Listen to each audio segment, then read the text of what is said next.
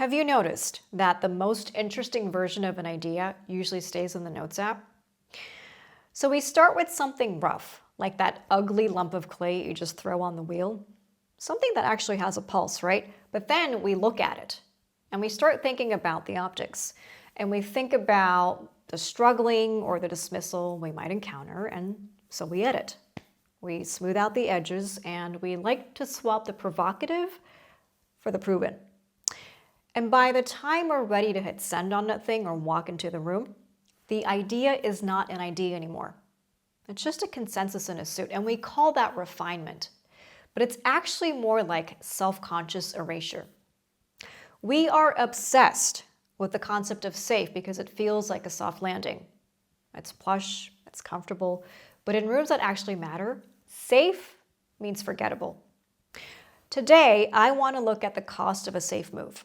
Now, to be clear though, a safe move is not a mistake, but it is a tax on your future that you're paying without even realizing it.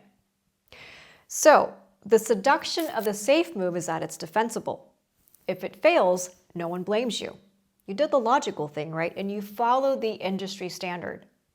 You stayed within the guardrails, and by all accounts, you were a professional. But there's a massive difference between being defensible and being effective. I want you to think about your last disciplined choice. You probably had a path that felt like a risk, right? A move that required you to put your name on the line without a safety net. And then you had that other path, the one that was like 80% of the way there, but like 100% easier to justify to a committee.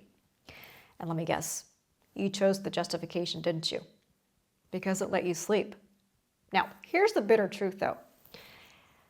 A safe move is just a slow motion exit strategy. When you choose not to be bold, you're not actually protecting your true interests. You're actually making it easier for someone else to take it. You're not really playing to win.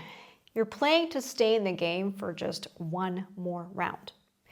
And in a world that rewards the distinctive, staying in the game is like just a slow way of losing it. Now, let's look at the math. But let's look at the math that we don't report, okay? So in strategy, we obsess over the downside. We stress test for failure, but like how often do we actually stress test for stagnation? So if you spend $10 million on a safe play that yields a predictable 5%, you've technically won, right? But if the unsafe move, the one that felt a little bit too rough around the edges for the board, if that would have defined the category, you obviously didn't make $500,000. You lost the future. So this is where strategic FOMO enters into the chat.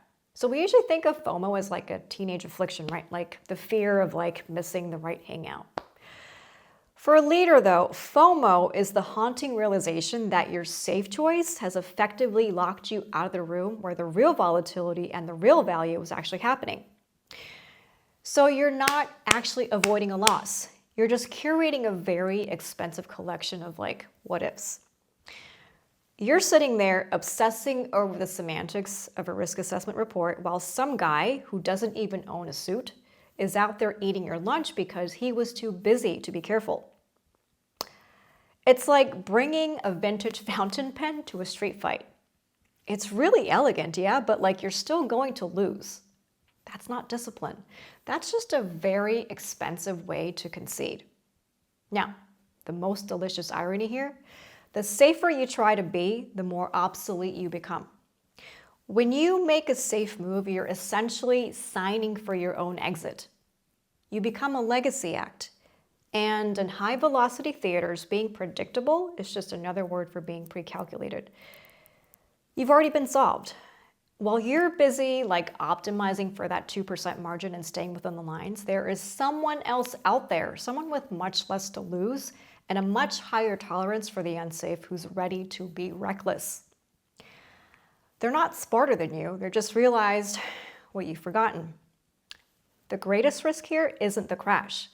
It's the quiet fading into the sunset while the world moves on without you. We treat safe like a shield. But if you look closely, it's actually a blindfold. And it keeps the chaos out, but it's also keeping you from seeing the shift until it actually passed you by. So every time you opt for that middle of the road, you're not really building for security. You're building your own obsolescence. You're trading your future relevance for a comfy afternoon. That's a debt that eventually comes due with interest. And interest is pretty high these days, right? Here's the reality check. Next time you're at a crossroads and your professional brain starts preaching about stability and defensibility, you got to ask yourself, can I afford the cost of being safe? Can you afford to look back and realize that your greatest achievement was actually not making a mistake? The world doesn't build monuments for the people who successfully mitigated their way into mediocrity. It belongs to the ones who actually had the audacity to be a little bit unsafe. So next time, try to do something that actually requires an explanation. It's a much more interesting silhouette than being defensible. See you in the next one.